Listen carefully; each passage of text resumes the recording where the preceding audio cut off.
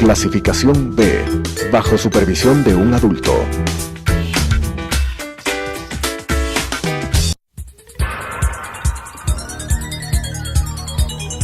Las opiniones vertidas en este espacio por la producción y dirección del programa son de exclusiva responsabilidad de sus autores y de quienes intervienen en ellos.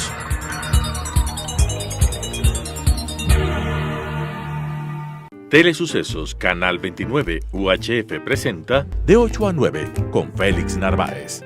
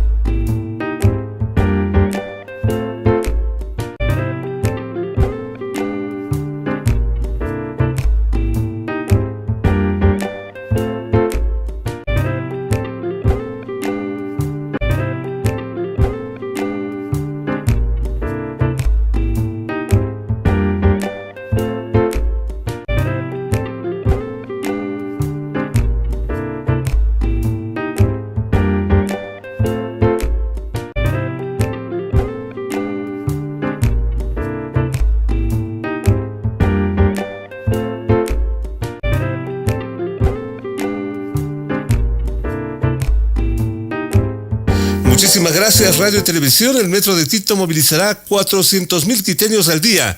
La Alcaldía de Quito, más obras para vivir mejor.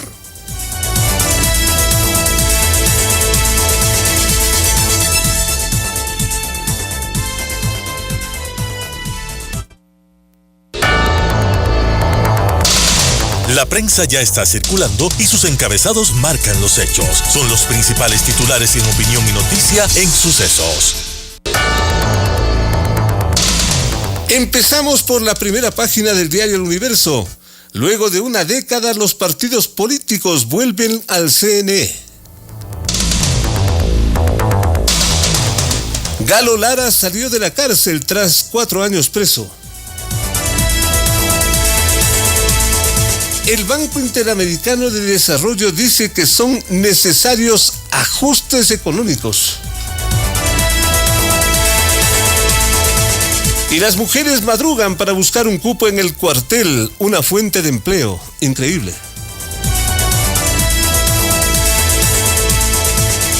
Prostituían a menor en una zona de un mercado de Guayaquil. Mientras tanto, el calor extremo azota a toda Europa. Son los principales titulares del diario Universo en interiores con una fotografía que dice mucho. El liberado o libre finalmente Galo Lara, rodeado de figuras políticas, el expresidente Abdalá Bucaram, el expresidente Lucio Gutiérrez y vaya usted a contar cuántos más. Los partidos políticos podrán volver al CNE según mandato del Consejo de Participación Transitorio. La depuración del padrón electoral a cargo de Cabrera.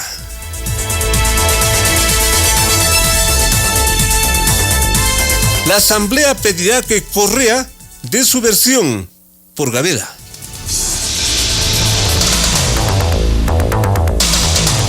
Son los principales titulares de la prensa, en este caso Diario El Universo, con el que estamos abriendo esta entrega, esta emisión de información y de opinión.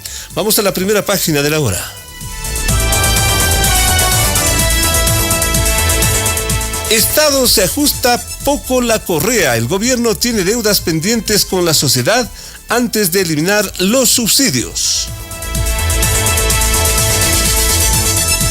Aparentemente se viene este tema tan conflictivo, tan delicado, la posible eliminación de subsidios, y también las ayudas al sector privado, al sector productivo. Lo uno va de la mano con lo otro. La suerte de condonación, llamada remisión de los impuestos pendientes, intereses de muchas empresas que dicen que hay que ayudar porque si no es para peor. Mientras tanto, el ajuste lo paga la gente. 45 minutos de respuesta en un simulacro hospitalario. Ayer se puso a prueba la capacidad de las casas de salud en la capital.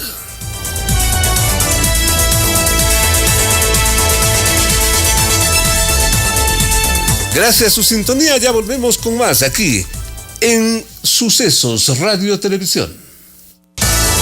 Esto es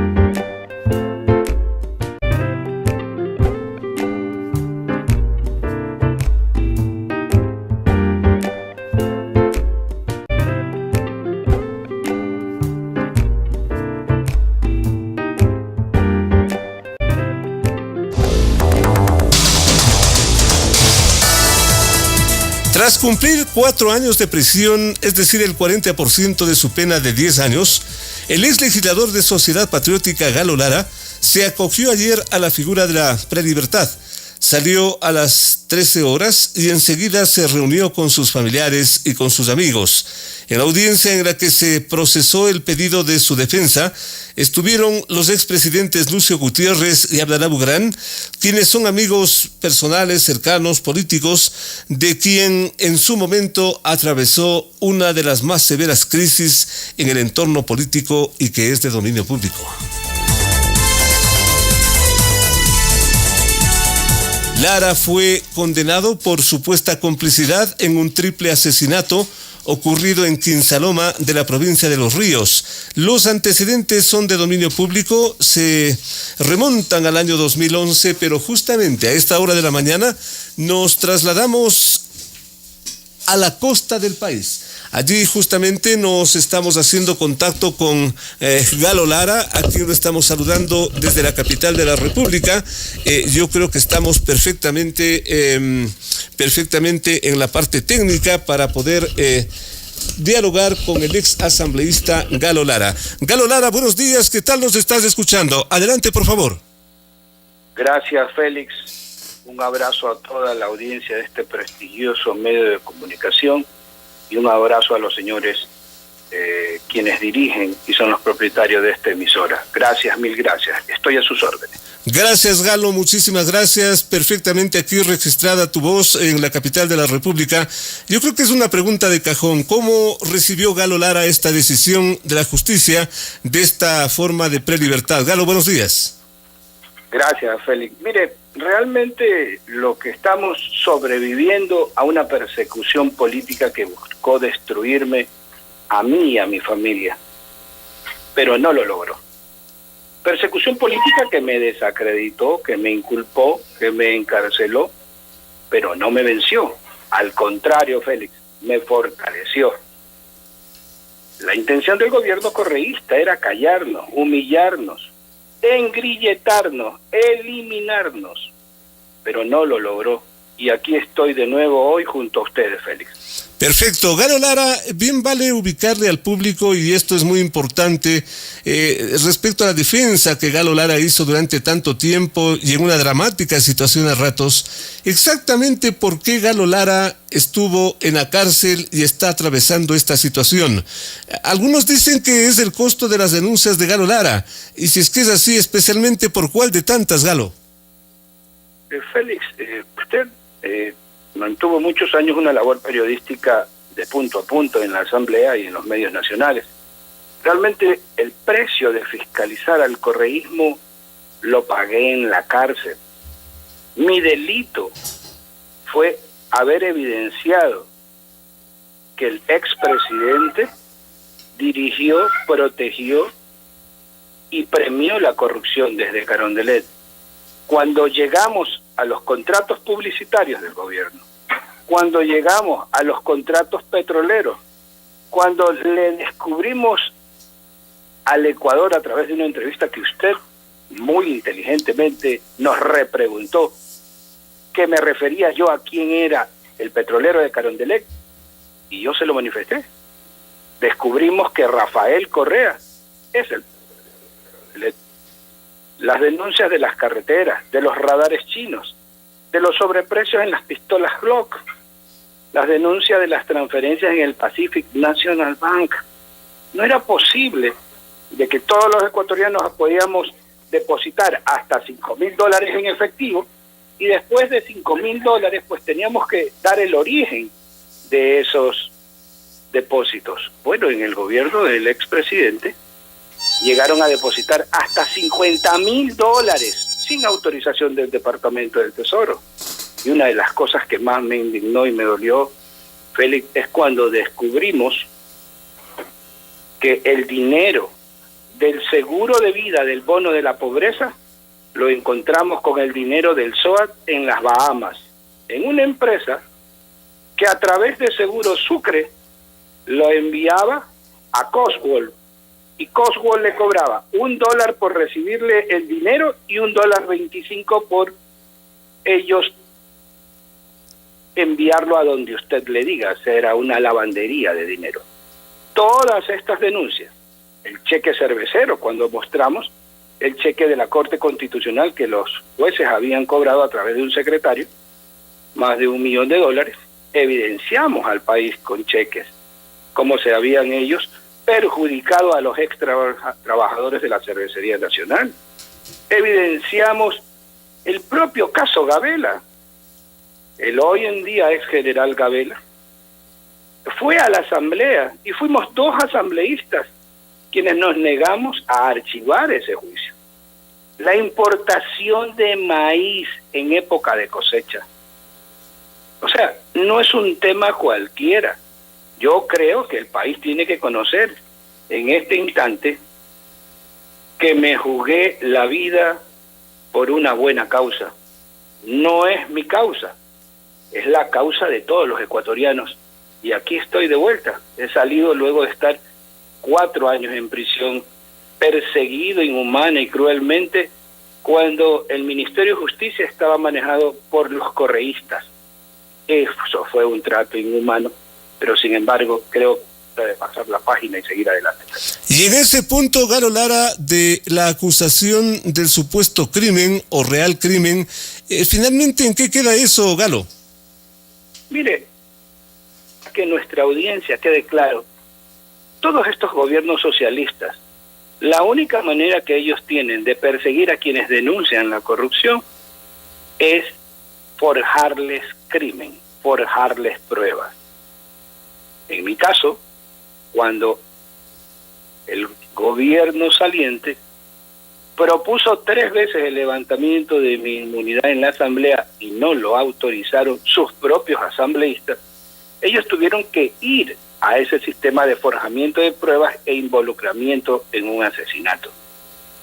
Crearon una marca contra Galo Lara que se llamaba Quinsaloma, y para contárselo al país y a su audiencia, ellos habían, en el caso Quinsaloma, 2 matanzas. Una que era la venganza de la otra. Cuando ellos lo que hicieron fue que la segunda venganza, nunca investigaron la primera, y con la segunda me llevaron a un juicio porque no me podían levantar la inmunidad. Para demostrarle al país, la propia corte del expresidente me encontró inocente. El fiscal, Chiriboga, le dijo al país que no había encontrado pruebas contra mí. Cercaron la Corte Nacional de Justicia con policías y militares porque ellos ya habían hablado que me sentencien. Cuando todos vemos que estaba cercado con policías y militares y se paran policías atrás mío, descubrimos, don Félix, que ellos se habían confiado en que yo iba a ser sentenciado. Y la Corte, el entonces presidente de esa sala, don Vicente Robalino, reconoce mi estado de inocencia y, aparte de eso, le dice al país cómo ellos habían forjado pruebas en mi contra. Me acusaban de un teléfono, Félix, cuyo teléfono yo lo compré 15 días después de que habían ocurrido las 2 matanzas, pero ellos lo querían presentar como que de ahí se habían hecho llamadas.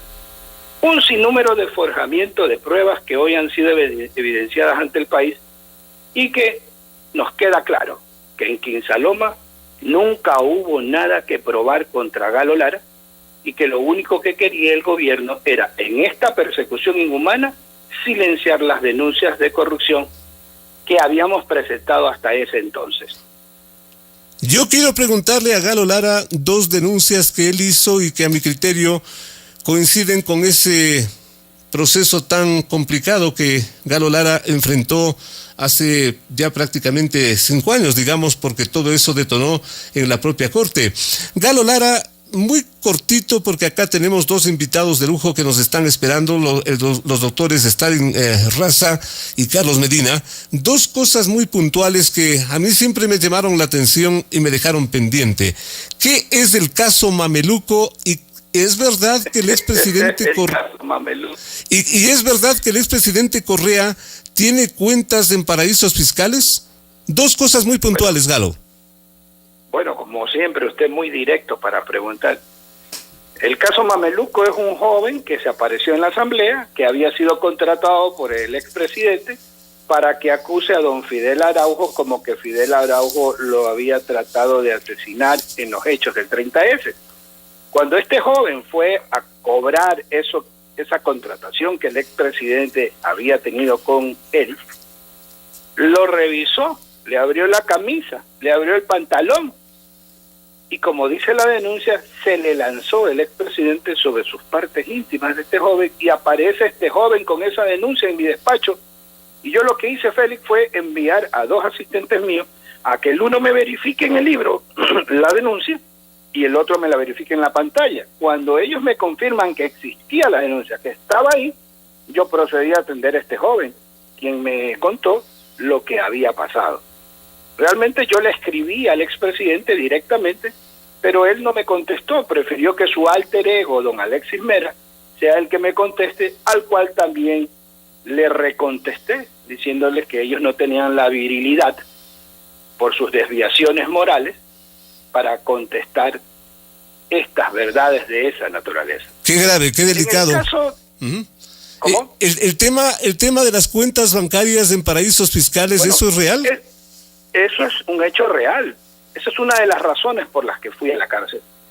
Porque eso nace así, y se lo voy a contar a la audiencia suya. Muy cortito, muy puntual. Estábamos en la asamblea. Por favor. Estábamos en la asamblea y apareció en un pedido que hicimos en conjunto con el compañero Jorge Escala sobre las transferencias que él había hecho con el dinero que le había cobrado en el juicio al Banco del Pichincha. Entonces, con Jorge, él solicitó unas y yo solicité las otras, y vino la respuesta de Carlos Marx indicando que ese dinero había sido una parte transferido a Bélgica, dijo él en una sabatina. Cuando vamos donde los expertos de transferencias, las transferencias tienen unos nombres, unos códigos, unas letras en el inicio que te indican el país. Y notamos que él nos decía los sábados que había transferido para comprarse un departamentito en Bélgica, y notamos que esa transferencia nunca fue a Bélgica, fue a un banco que se llama Berenberg Bank en Alemania. Quien le habla llegó hasta Bélgica. Y preguntamos a ver dónde estaba el Berenberg Bank. Nos contesta el Berenberg Bank y nos dice: nosotros no tenemos oficina en Bruselas ni en Bélgica, las tenemos en Alemania. Eso nos permitió llegar al banco y verificar que no tan solo tenía una cuenta que había transferido, sino otra, y yo le remito una carta al presidente y le digo: señor presidente, si usted tiene estas cuentas, certifíquemelas, y si no las tiene, también certifíqueme que no son suyas. Pues eso fue el inicio de la persecución inhumana, porque ya no tan solo había llegado al petrolero de Carondelet, sino que llegamos a sus cuentas, que él mismo nos dio la ruta cuando él envió el dinero que le había ganado el juicio al Banco del Pichincha, cuyo juicio, Félix, fue presentado el día que se posesionó de presidente, cuando los ecuatorianos nos había dicho que él lo había hecho hace años. Fui al juzgado y constaté, él se posesionó a las 9 de la mañana y presentó el juicio contra el Banco Pichincha a las 3:30 de la tarde, el día que se posesionó de presidente. Todas estas cosas han sido los motivos para tratar de silenciar a Galo Lara, y hoy en día, créame, estoy de vuelta, trato de reencontrarme con mi familia. Creo que el presidente Lenín está haciendo bien las cosas. Le pido que desde esa silla siga poniendo de pie al Ecuador y continúe devolviéndonos la dignidad y el respeto a los ecuatorianos, desterrando tanto odio, tanta división puesta de manifiesto en los últimos 10 años del gobierno saliente, y terminar así, Félix, el estado de terror impuesto por el dictador que ya vive en otro país. Un gusto volver a escuchar a Galo Lara, que la justicia, que Dios hagan lo mejor. Realmente un abrazo a la distancia, Galo, porque la injusticia en cualquier gobierno tiene que ser rechazada. Galo, hasta la próxima. Mucha suerte, muy amable. Félix, un abrazo, y que el Ecuador sepa que sin justicia no hay república. Buenos días. Gracias a Galo Lara. Contacto directo de Telesucesos con el puerto principal. De 8 a 9, con el periodista.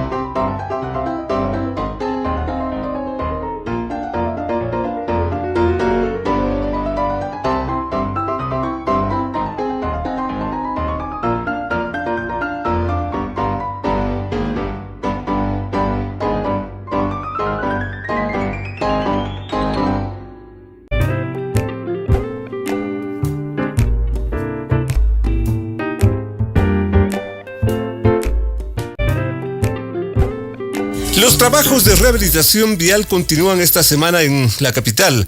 Esta semana se efectúan trabajos en el Inca Eloy Alfaro, Flavio Alfaro, Calderón, la Roldós, la Armenia. Por eso es importante tomar una ruta alterna. Más información en www.emap.gov.es, Alcaldía de Quito. El Consejo Transitorio de Participación está prácticamente culminando su recta final. Está haciendo lo que el mandato popular aprobó en las urnas y consecuentemente cambiándole de cara, se supone, al poder público en el país. Vale decir, órganos de control como las superintendencias, organismos claves como el propio Consejo de la Judicatura, ya tienen nuevas figuras, tienen nuevos administradores, nuevos responsables. Y se viene un punto que aparentemente era intocable, que es la famosa Corte Constitucional. De eso y más, a partir de este momento hablamos con los abogados Stalin Raza y Carlos Medina, nuestros invitados aquí en Telesucesos. Muchísimas gracias, buenos días a nuestros invitados, gracias a su paciencia. Este contacto con Galo Lara era importante en términos periodísticos para escuchar la voz de un personaje tan polémico, pero que genera información, genera noticia y finalmente está en libertad. Pero me refiero a este tema del cambio también de la cara, del rostro del Estado, porque eso es en la práctica, de los organismos de control, empezando por allí, y que ya es de dominio público, los nuevos nombres, las gentes que se han ido, y ahora le toca a la Corte Constitucional. A la Corte Constitucional que definitivamente tiene que irse o hay que darle un nuevo chance. Doctor Stalin Raza, buenos días, y también buenos días a Carlos Medina. Doctor Raza, buenos días. Gracias, buenos días Félix, buenos días al doctor Medina, buenos días a la audiencia. Muy gentil. Mire, la Corte Constitucional tiene que irse.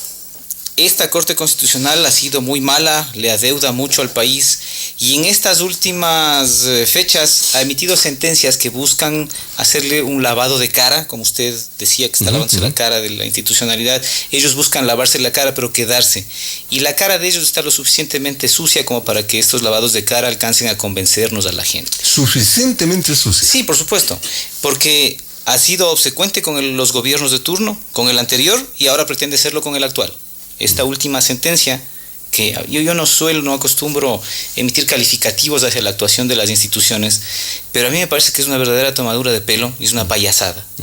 Porque una Corte Constitucional que en el año 2015 dijo que las enmiendas propuestas por el Movimiento Alianza País eran constitucionales, no vulneraban derechos, no tenían que hacerse mediante el mecanismo del plebiscito o el mecanismo de la Asamblea Constituyente, sino vía simples enmiendas aprobadas por la Asamblea, y después hizo un auto de verificación en el que dijo que todo lo hecho por la Asamblea estaba correctamente realizado. Hoy nos sale con la payasada de que no han votado las enmiendas una por una, sino que las han votado en bloque en la Asamblea.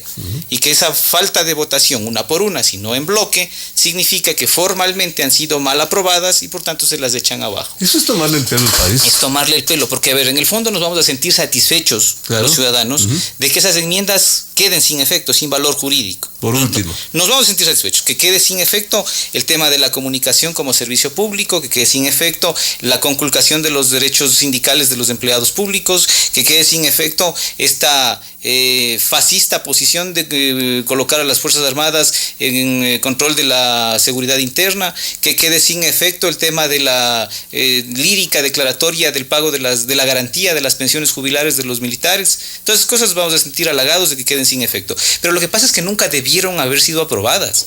Porque recordemos que la Corte lo que está haciendo, y esto un poco para hacerlo más fácil, porque seguramente la gente que nos oye no tiene por qué saber que lo que fue un control previo, ni lo que ahora es un control posterior, ni lo que fue un control material y ahora es un control formal. Pero lo cierto es que en el fondo la Corte dijo que esta visión del gobierno de Correa cuando propuso estas enmiendas estructurales a la Constitución de Montecristi eran perfectamente lícitas y que además el procedimiento era el adecuado, que no vulneraban derechos. Y ahora nos viene a decir, para ser obsecuente con el gobierno de ahora, para tratar de congraciarse con el Consejo de Transición que les está evaluando, nos viene a decir que van a borrar con el codo todo lo que escribieron con la mano en esos dos dictámenes, en el dictamen de control de forma, de la vía que hicieron, y ahora en el dictamen de verificación que también hicieron, donde dijeron que todo estaba correcto.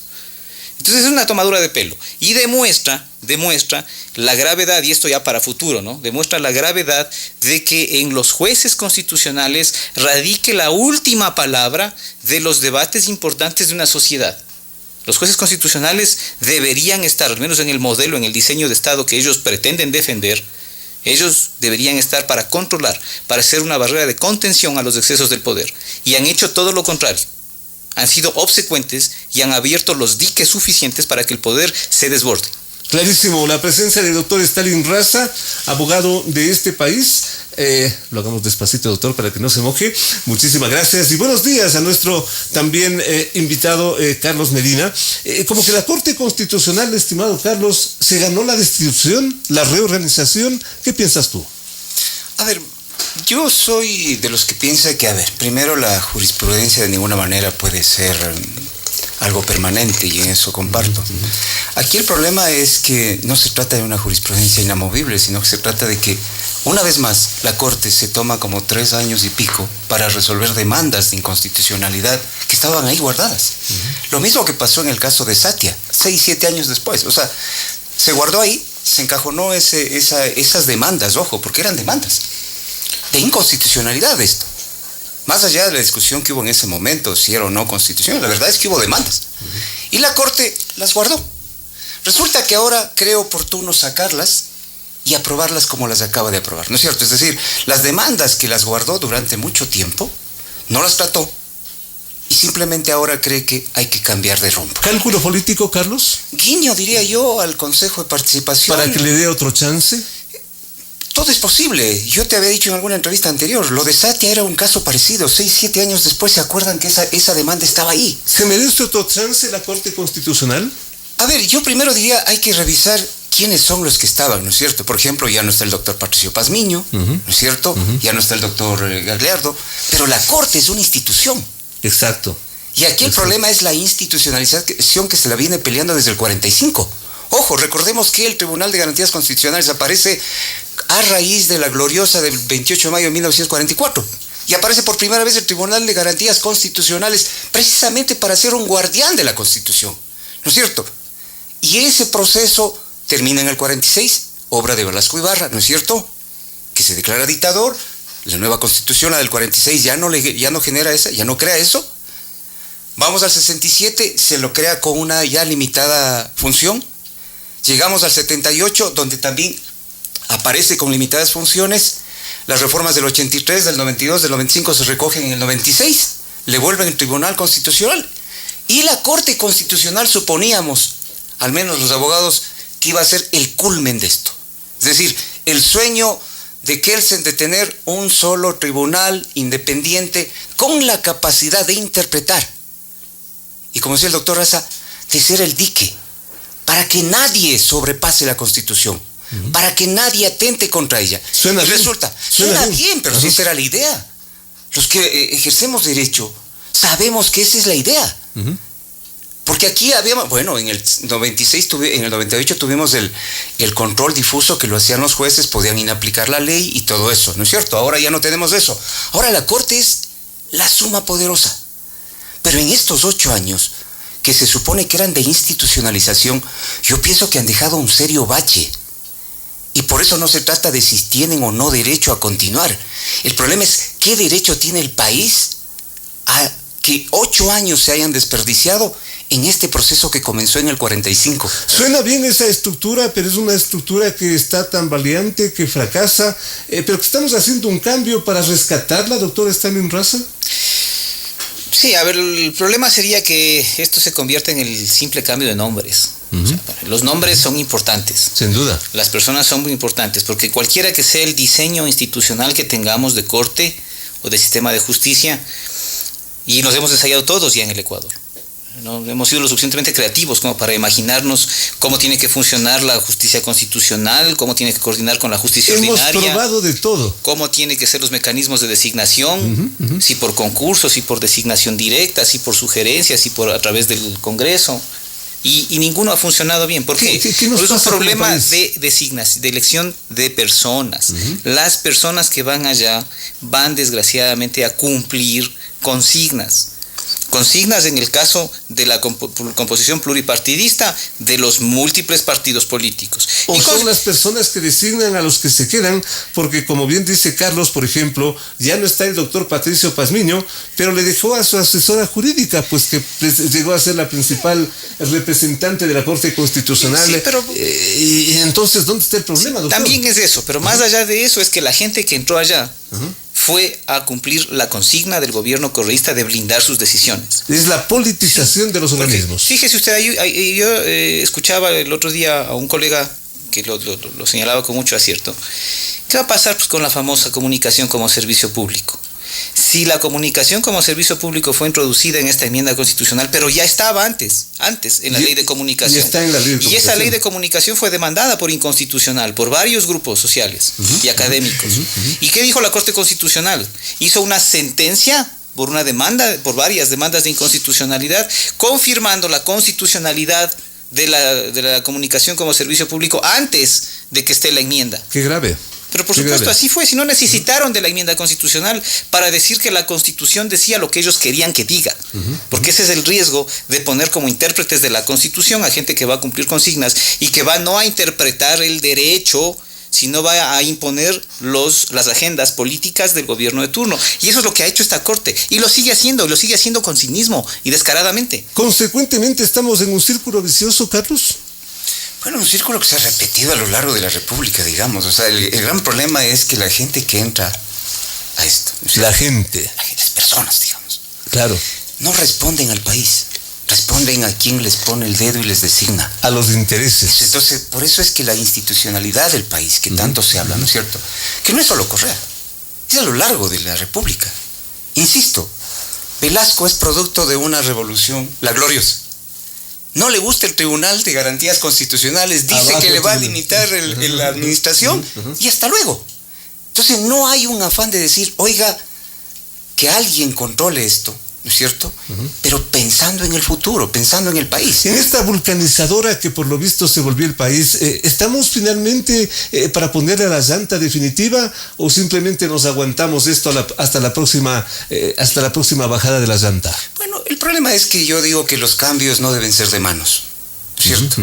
La justicia dijeron que había cambiado. La justicia constitucional dijeron que había cambiado. Yo creo que cambió solo de manos. Y el problema no es que cambie de manos. La idea es que por fin haga lo que tiene que hacer. ¿Estamos en esa ruta, Carlos? No, ¿Tú sientes? tenemos que administrar justicia. Todo lo que está pasando ahora. Porque, ojo, estamos poniendo solo el ojo al tema de la Corte Constitucional. ¿Por qué no nos preocupamos también de lo que está pasando en la justicia ordinaria? ¿No será que también ahora se están dictando fallos acomodados al momento? Y ojo, no estoy diciendo que sean buenos, malos, no. Sino que es un borra, va y vuelve a lo mismo. ¿Qué es lo que pasa? Justo lo que trata el doctor Raza. El derecho a la comunicación visto como un servicio público. Ya lo dijeron que era constitucional. Y entonces ahora, ¿qué me vienen a decir que no ha sido constitucional? Porque se votó en bloque. Clarísimo. No. Clarísimo, Carlos, pero, doctor Raza, entonces el país está en un callejón sin salida en la práctica. A ver, se están dando pasos interesantes para reinstitucionalizarlo en esta etapa de transición. Lo importante, como dice el doctor, es que no se cambie de mano simplemente. Y entonces esta transitoriedad, que nombramos transitorios para el Consejo de la Judicatura, que nombramos transitorios para el Consejo Nacional Electoral, que nombramos superintendente de comunicación transitorio, ojalá no se les ocurra la buena idea de nombrar también, una vez que se salgan de esta Corte Constitucional que tiene que irse, Corte Constitucional transitoria, porque esta transitoriedad no le hace ningún bien al país, ningún bien a la institucionalidad, y es más, en instituciones de tanta importancia como la Corte Constitucional incluso pone en entredicho la legitimidad de sus decisiones. Recordemos, solamente Félix, recordemos que las sentencias de la Corte Constitucional normalmente y naturalmente tienen que ser revisadas o puestas mediante recursos en la justicia internacional. Y la justicia internacional lo primero que va a ver es el origen de la designación de sus miembros para determinar una cosa fundamental: si se trata de un juez natural, competente, y designado conforme a las normas de las constituciones internas de los estados. ¿Y en el momento en que encuentra que hay problemas en ese sentido? Se puede echar abajo las decisiones de esa Corte Constitucional Transitoria. Ojalá a los señores consejeros del Consejo de Participación Transitorio también no se les ocurra la genialidad de nombrar después una Corte Constitucional Transitoria. Y para eso los políticos son muy hábiles, Carlos. Bueno, eso es lo que estamos viviendo. Desde mi punto de vista es un borra y va de nuevo. Que me disculpen. Sí, 10 años que dijimos que Correa hacía todo lo que quería. Yo me pregunto si no estamos viviendo algo parecido. Caramba. Es decir, vamos a elegir esto, y vemos las caras. Hoy se está volviendo a lo mismo. La pregunta es, ¿van a volver los mismos? ¿Y cómo es el doctor? A ver. Después de un tiempo que esto no funcione, entonces volveremos atrás. Ese es el peligro desde mi punto de vista. ¿Qué tal si mañana a alguien se le ocurre que la Corte ya no debe ser el máximo intérprete? Se me ocurre. Cuando así debe ser, yo comparto eso. Es decir, yo he sido partidario de un tribunal único, ¿no es cierto?, al estilo europeo, al estilo Kelsen, ¿cierto? Que sea eso, el intérprete, que sea también el que sea el dique, como es el doctor, el que defienda la Constitución, el guardián. El gran problema es que estos guardianes se han dormido a propósito, o no sé qué es lo que hicieron, pero lo cierto es que durante estos 8 años hay un bache terrible. Yo sigo insistiendo, estamos viendo solo esto. ¿Qué pasó en un tema que yo estoy investigando, el tema de los estados de excepción? Estados de excepción. Por Dios, los estados de excepción. Son varios. Fueron 84 estados de excepción. 84. Sin tomar en cuenta los estados de emergencia que dictó en el periodo cortito ese. Estamos hablando de solo desde noviembre del 2008 a marzo del 2017 dictó 84. Estados de excepción. Sí, pero la pregunta es, ¿la Corte qué hizo con esos estados de excepción? ¿Qué dijo sobre esos estados de excepción? Que en la práctica y en sencillito, ¿qué significa estados de excepción, Carlos? Bueno, cuando tenemos una crisis que sobrepasa la legalidad normal, hay que declarar este estado de excepción. Viene una calamidad, viene un desastre natural, ¿cierto? Perfecto, hay que declarar un estado de excepción. La pregunta es, ¿cuánto tiempo, por ejemplo, Petroecuador pasó en estado de excepción? 8 estados de excepción, pasó como 1 año, 6 meses en estados de excepción. La Corte nunca dijo que el principio de temporalidad había sido vulnerado ahí. Y pasaba. En estado de excepción. En estado de excepción. Donde pudo haber pasado cualquier cosa. Y donde, a pesar de que el economista Correa dijo que él decía que en todos los estados de excepción se prohibía la contratación libre de la contratación pública. Es falso. En esos 8, solo en 1 prohibió específicamente que se contrate sin licitación. ¿Y los 7 restantes? El resto, bueno, pues contrate como pueda porque estamos en estado de excepción. Claro, el famoso régimen del giro específico. Veamos ese tipo de cosas que han pasado por debajo de la mesa y que inclusive, según lo que yo estoy investigando, habría 11 decretos que nunca fueron sometidos a control constitucional. Qué terrible. Y fíjate, entonces, aquí hablamos de esto que es ahora, esto de las reformas, que es quizá lo que más genera expectativa. Ajá. Pero ahí han pasado un montón de cosas que habría que hacer una auditoría real para ver qué ocurrió. Si lo que, como yo acabo de decir, encajonar las cosas, o en periodismo, como decíamos, canastear, ¿te acuerdas lo que decíamos? Canastear en el periodismo. No. Entonces, ¿qué es dejar eso ahí? Se apelmaza, se guarda hasta que conviene. Ahora ya no conviene. Ahora hay que dictar esto para darle gusto de pronto al gobernante de turno. Grave, porque un juez, ojo, sin duda, un juez se legitima con sus fallos, no con otra cosa. A un juez uno le cree bueno o malo en la medida de los fallos que dicta. Yo hasta ahora me acuerdo de los triples fallos de una sala del 97 que tanto INRI se le puso. Sala de lo civil. Doctores Santiago Andrade, doctor Galo Galarza y doctor Ernesto Albán. Fallos de triple que terminaron siendo guía para el futuro. Hablo de la Corte del 97, que ha sido muy criticada, sí, porque ahí tenía incidencia de pronto el Partido Social Cristiano. Pero ahí había jueces de primera que se legitimaron con esos fallos y que se volvieron jurisprudencia para los que estamos en el ejercicio y también para los que administran justicia. El problema, perdón, solo con esto concluyo. ¿Qué pasa con las sentencias de la actual Corte? ¿Pueden ser una guía? ¿Pueden ser vinculantes en verdad? Esa es la pregunta. Una conclusión final, doctor Stalin Raza. Qué grave, qué preocupante, pero qué brillante que ustedes también lo digan como técnicos en la materia jurídica. Sí, el desafío que le queda a la próxima Corte Constitucional es hacer una revisión y yo sé que esto suena polémico porque no se ha hecho, pero en otros lugares y en países vecinos, en Perú y en Colombia, sí se lo ha hecho. La próxima Corte Constitucional tiene que hacer una revisión de las líneas jurisprudenciales y de todo lo que ha dictado de manera farragosa, contradictoria e injurídica esta Corte Constitucional. Rehacer 8 años de juridicidad en el país. Sí, lo que pasa es que ha dicho cosas terribles. O sea, ha dicho, por ejemplo, y eso es jurisprudencia obligatoria, que la comunicación es un servicio público. Y a pesar de que ahora diga que por la forma se ha bajado la enmienda, la sentencia en donde dice que la comunicación es un servicio público y las razones que da para que considere que la comunicación es un servicio público se mantienen. Están ahí. Y la próxima Corte tiene que venir a hacer una revisión de eso y comparar si el criterio de los jueces anteriores de eso no es compatible con los estándares internacionales de derechos humanos. Porque hay una cosita que tiene que empezar a usarse acá en el Ecuador, en la próxima Corte Constitucional, que se llama la cosa juzgada fraudulenta. Aquí se aplicó y se está aplicando con la Corte Constitucional cosa juzgada fraudulenta, y la próxima Corte tiene el desafío de revisar eso. Qué tenaz, qué importante, qué brillante la exposición de nuestros dos invitados, los doctores Stalin Raza y Carlos Medina, para que usted, lo fundamental, saque sus propias conclusiones.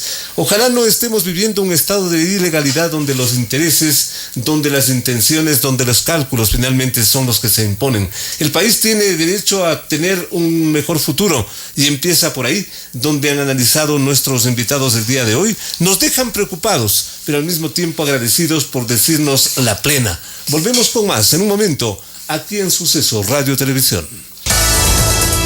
De 8 a 9, con el periodista Félix Narváez.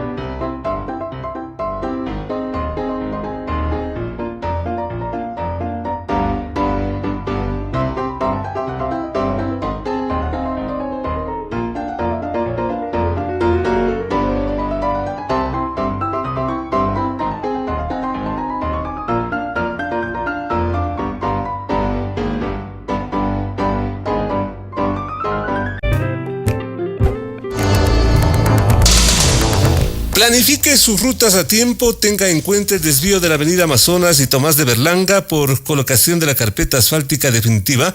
El metro de Quito está pasando. Más información en www.quito.gov.es, Alcaldía de Quito. Mucha atención a lo que se viene.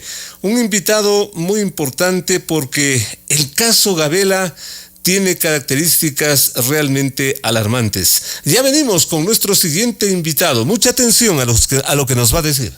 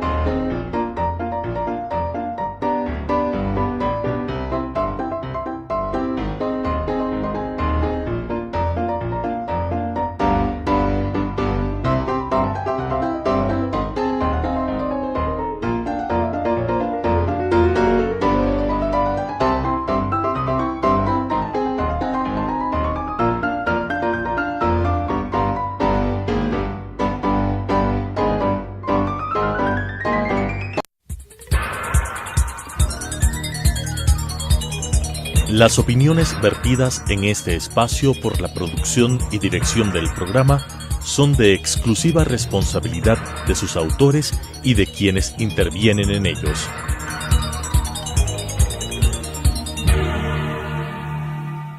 Telesucesos Canal 29 UHF presentó de 8 a